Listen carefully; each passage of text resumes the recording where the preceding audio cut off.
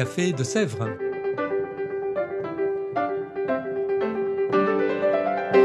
Au Café de Sèvres, on discute philosophie et théologie.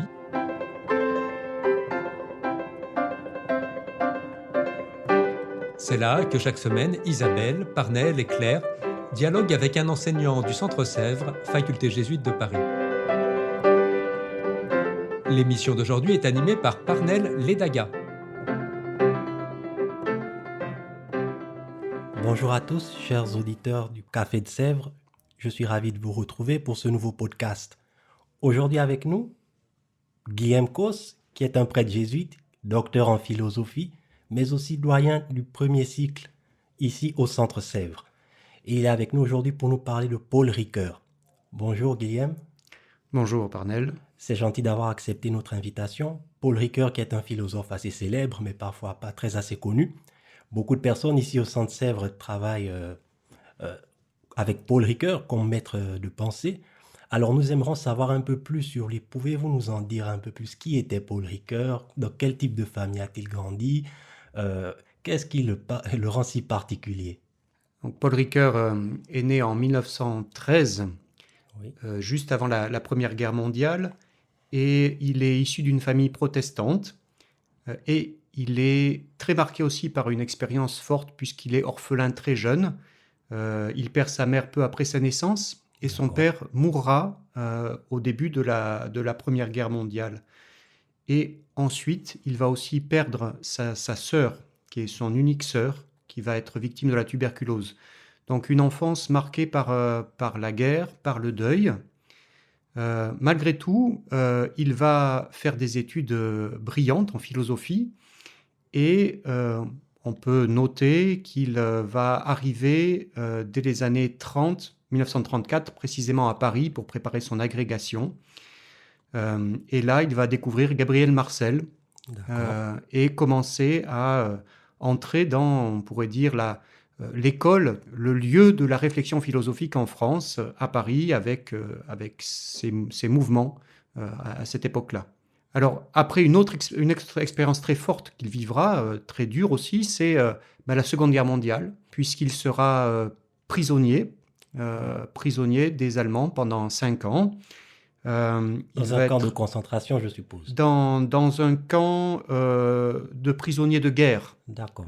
En Poméranie orientale. Et alors, ce qui est tout à fait remarquable, c'est que pendant ces années de captivité, Oui. il continuera à faire de la philosophie, parce qu'il sera enfermé notamment avec plusieurs intellectuels, Oh oui. et ça lui permettra de travailler Jaspers, et surtout de traduire le premier grand ouvrage de Husserl en français. D'accord. Il aura à sa disposition un ouvrage de Husserl qu'il a eu de manière secrète. Oui. Et comme c'est un ouvrage interdit, très discrètement, il va traduire dans les marges. Et ce sera publié à son retour en France, les IDN 1. Alors, il a eu du temps en prison de travailler sur la philosophie et de réaliser des traductions de textes. Alors, il a pris ce temps. Je pense aussi que c'était une nécessité pour lui de réfléchir, de penser. Et je crois aussi que c'était important pour lui d'honorer cette pensée allemande par-delà toutes les dérives et les déviances qui étaient offertes par la pensée nazie. Voilà, c'était une manière de combattre, de résister pour lui, que de travailler sur des philosophes allemands. Tout à fait passionnant. Et alors, quels sont les domaines de la philosophie qui l'ont particulièrement intéressé, lui, Paul Ricoeur? Le premier domaine auquel il s'est intéressé, là je viens d'en parler, c'est la phénoménologie. Alors, mais plutôt que de domaine, je crois que Paul Ricoeur s'est laissé interroger par des grandes questions. Et la première grande question qui le préoccupait, c'était celle de la volonté, de la liberté, du mal et du pardon. On comprend bien le contexte, hein. Exactement. La Seconde Guerre mondiale, la montée du nazisme, etc. Oui. Mais plus fondamentalement, c'est vraiment cette question-là. Et pour la travailler, il s'est mis dans les pas de Husserl et en parallèle de Merleau-Ponty, un autre philosophe français qui travaillait aussi en phénoménologie. Il a utilisé la méthode phénoménologique pour décrire la volonté. D'accord. Et en décrivant la volonté, donc comment la liberté advient dans la volonté, il a commencé en disant que une question qu'on devait pouvoir mettre entre parenthèses pour décrire la volonté bonne, c'est la question du mal. Et en disant, voilà, ensuite il faudra la traiter. Et pour traiter la question du mal, il est allé utiliser une nouvelle méthode philosophique qui est ce qu'on appelle l'herméneutique. Pourquoi ? Parce que pour lui, la question du mal, on ne peut pas la traiter rationnellement, directement, on ne peut pas décrire le mal. Le mal échappe à toute forme de rationalité explicite, comme le propose la phénoménologie. En revanche, les hommes arrivent à faire quelque chose avec le mal, notamment dans les religions.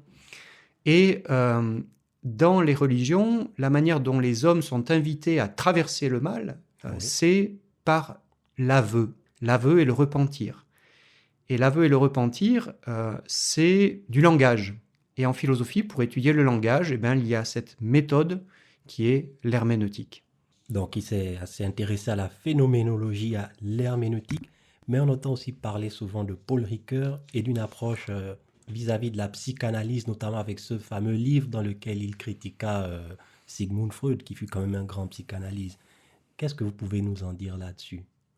Pour comprendre le projet de Ricoeur, il faut se replacer dans l'ouvrage qu'il a publié juste avant, qui est donc Finitude et culpabilité. Le projet de Ricoeur, c'était de montrer comment la conscience qui est structurellement libre, capable de faire le bien et d'éviter le mal, est néanmoins plongée dans une situation, peut être plongée dans une situation mauvaise, et comment elle fait pour s'en sortir.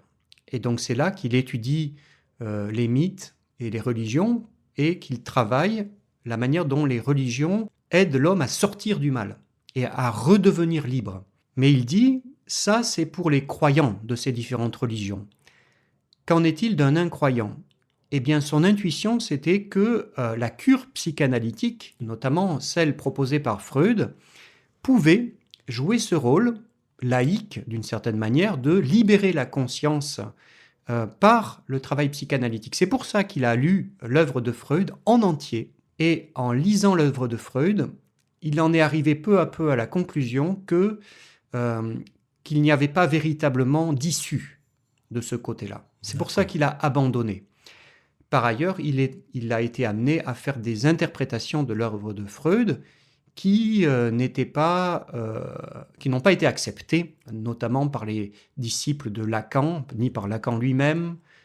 Et il a aussi été amené à prendre position contre le structuralisme, qui à l'époque en France était très fort, et il a été obligé de quitter la France, en partie parce qu'il restait quand même très attaché, mais pendant une dizaine d'années, ça l'a amené à aller enseigner aux États-Unis, ce qui a été aussi un tremplin pour le faire connaître dans le monde entier.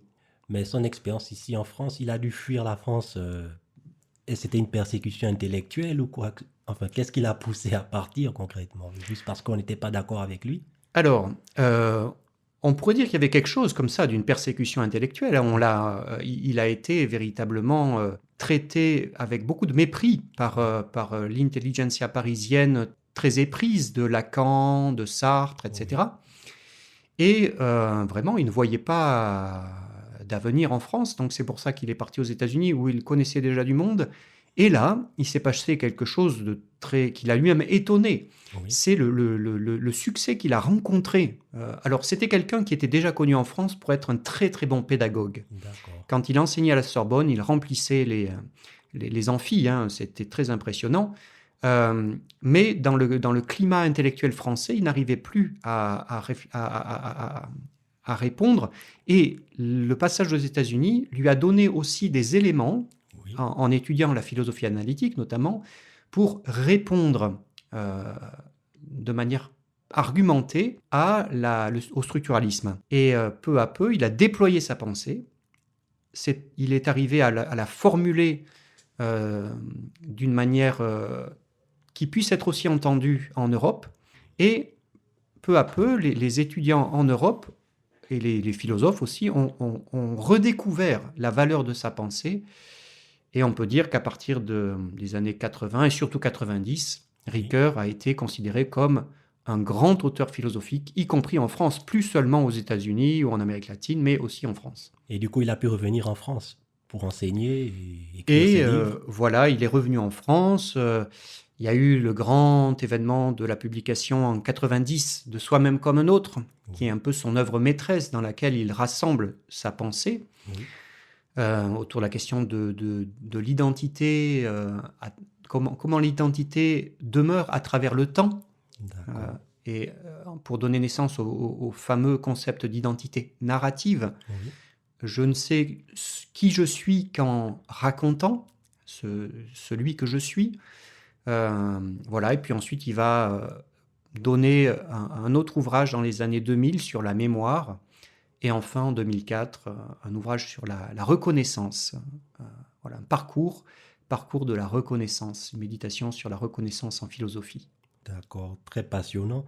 Et justement, concernant la religion, parce que comme je l'ai souligné, ici au Centre-Sèvres, il y a beaucoup d'étudiants qui étudient Paul Ricoeur, qui utilisent sa pensée pour guider leurs travaux de recherche, de mémoire, de master.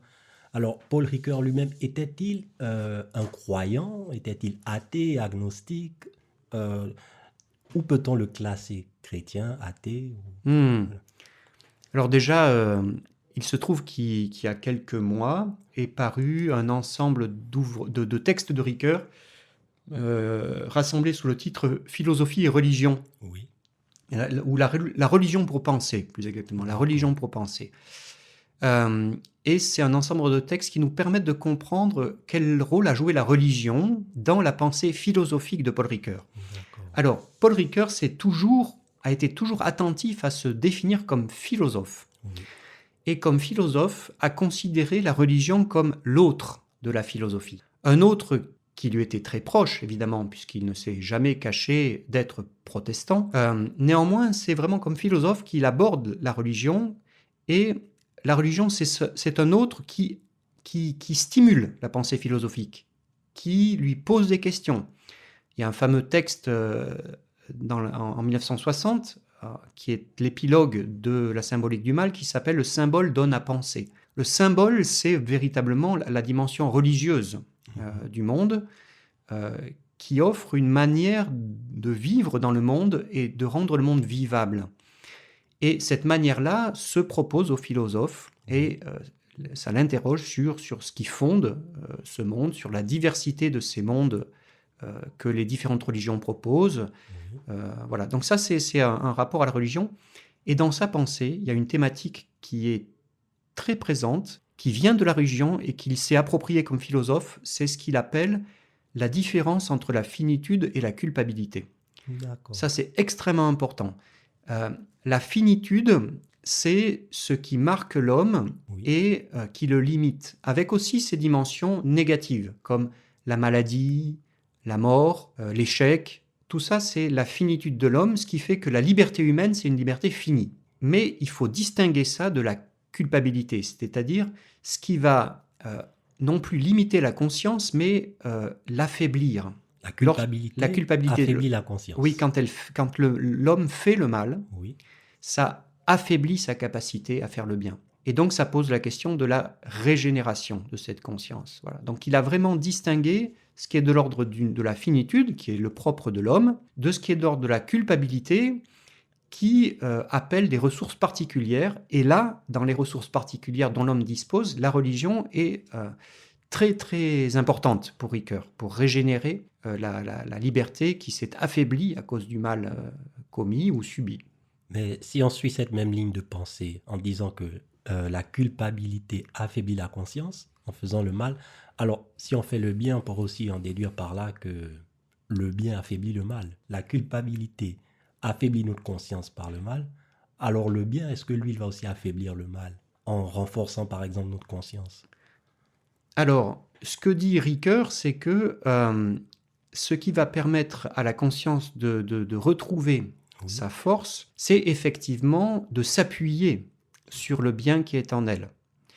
Mais ça suppose en réalité de croire, y compris philosophiquement, que le bien dans l'homme est toujours disponible y compris chez des personnes qui ont subi les plus grands maux ou qui ont fait le plus grand mal, D'accord. qui a toujours un bien qui est accessible. Et ça, c'est une vraie question, et c'est aussi l'enjeu d'un acte, on pourrait dire, métaphysique. Oui. C'est-à-dire, c'est quelque chose que l'on croit. C'est un acte de foi en une bonté fondamentale de l'humanité. Or, ce qui permet de croire en cette bonté originelle, c'est un certain nombre d'environnements culturels, Oui. religieux, dont la religion, pour lui, la religion chrétienne, D'accord. qui valide cette dimension-là, alors que d'autres religions plus anciennes, peut-être, dans le bassin méditerranéen, mais d'autres religions peut-être contemporaines, ne vont pas valider D'accord. cet élément-là, et donc vont croire que l'homme qui fait le mal peut être complètement perdu, n'aura plus aucune possibilité d'être racheté. Alors pour lui, même Hitler ou Staline avaient quand même une possibilité d'être rachetés. Dans la mesure où ce sont des hommes, Oui. un homme ne peut jamais être réduit à ses actes. Et il y a toujours l'espoir qu'on puisse retrouver en lui cette bonté originelle que rien ne peut détruire, même si ce n'est qu'un espoir, et que dans cette affaire-là, on peut constater que plus le mal, si on prend des gens comme Hitler ou Staline, plus le mal accompli est grand, Oui.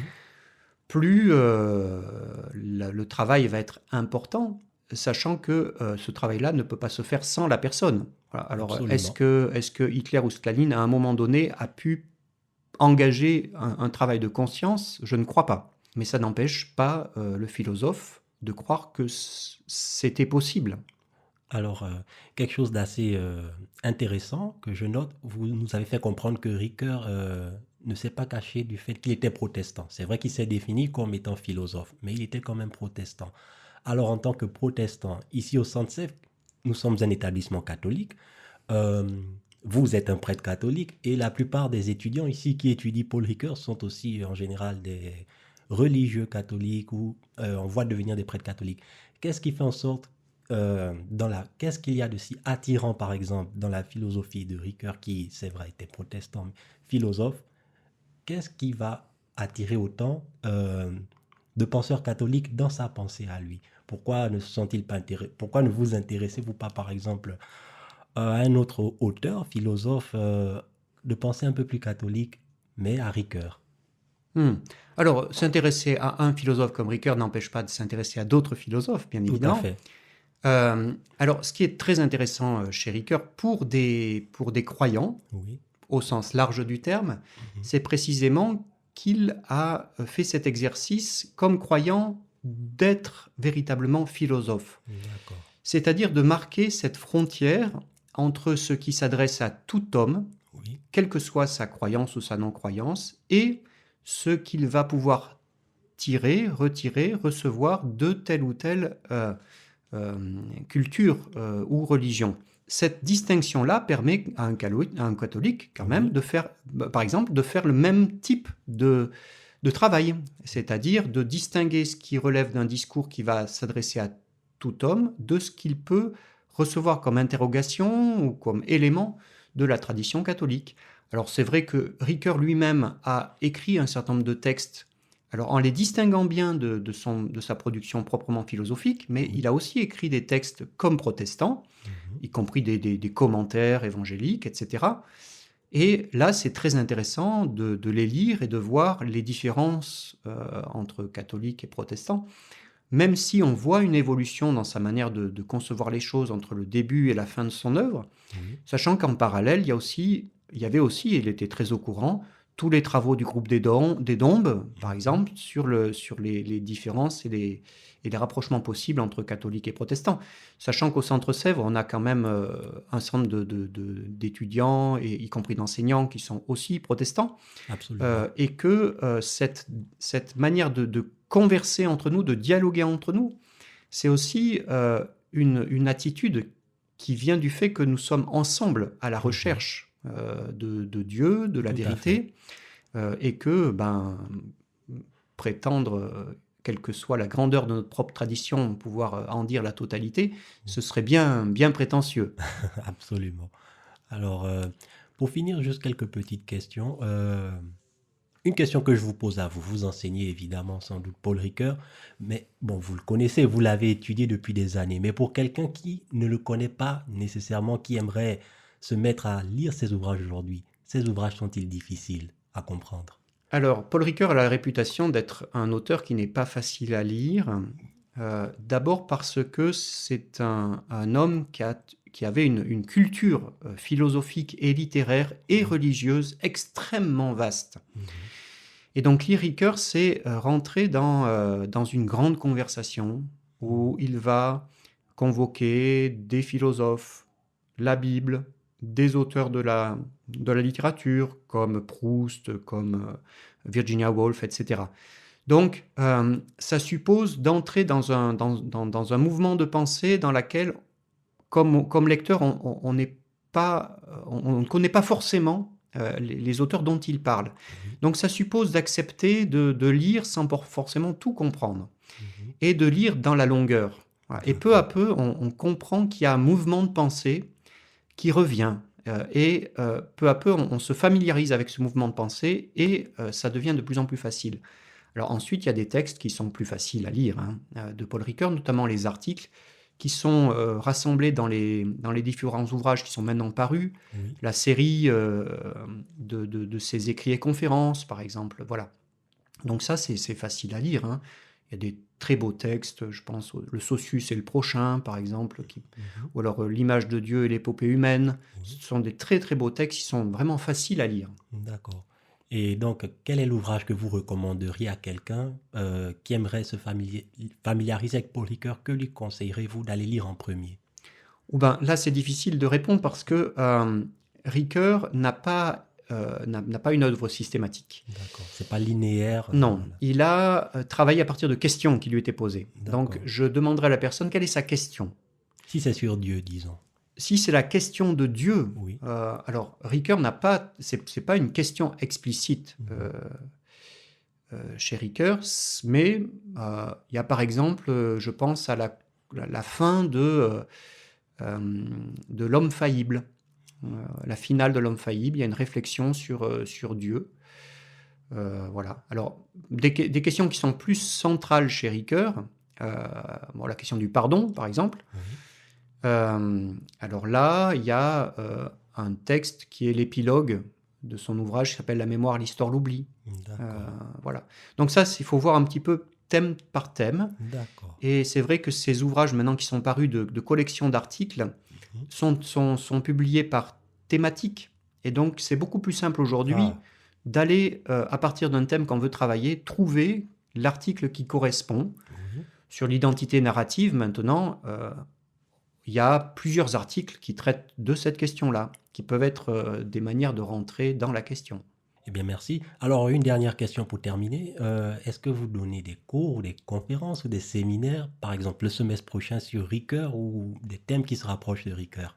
Alors actuellement, je suis directeur des études, ce qui Oui. est un plein temps, C'est vrai. ce qui fait que je n'ai plus la possibilité de donner des cours sur Ricoeur. D'accord. Néanmoins, j'écris quelques articles régulièrement. Non, je vais donner un cours à 2 voix au 2e semestre sur un tout autre sujet, Oui. avec une collègue qui est psychologue, praticienne, Lorraine Angenot. Mhm. Nous allons travailler ensemble sur écoute psychologique et écoute spirituelle, D'accord. dans le contexte actuel de la crise des abus. Voilà, c'est une formation qui nous a paru importante de pouvoir donner. Mais je ne désespère pas, peut-être l'année prochaine, de redonner un cours sur Ricoeur. Oh, ben, je l'espère grandement. Voilà. Bon, merci infiniment à vous, Guillaume Cos, d'être venu et de nous avoir fait découvrir Paul Ricoeur. Merci infiniment. Merci. Quant à vous, chers auditeurs du podcast du Café de Sèvres, je vous donne rendez-vous dans 2 semaines. Au revoir, à bientôt.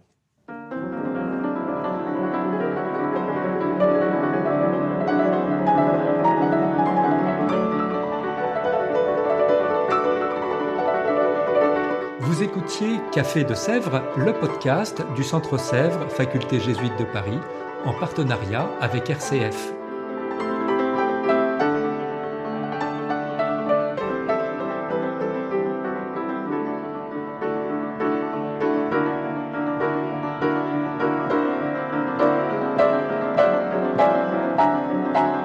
ne rater aucun épisode, abonnez-vous sur votre application préférée. Spotify, Deezer, Apple Podcast ou Google Podcast.